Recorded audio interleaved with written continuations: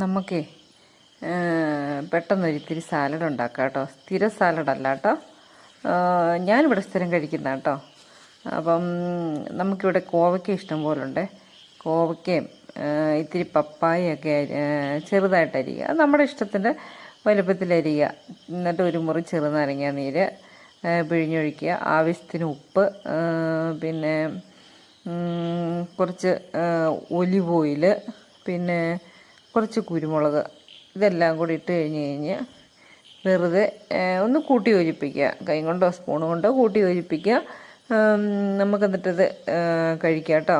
നല്ല ഹെൽത്തിയാണ്, നല്ല ടേസ്റ്റും ഉണ്ട് കേട്ടോ. ഇതെല്ലാവരും ഒക്കെ ഒന്ന് ട്രൈ ചെയ്ത് നോക്കുക. ഈ വേവിച്ച അതിൻ്റെ ഗുണം കളയണ്ടല്ലോ, അതുകൊണ്ടാട്ടോ. നല്ല ടേസ്റ്റിയാണ് കേട്ടോ.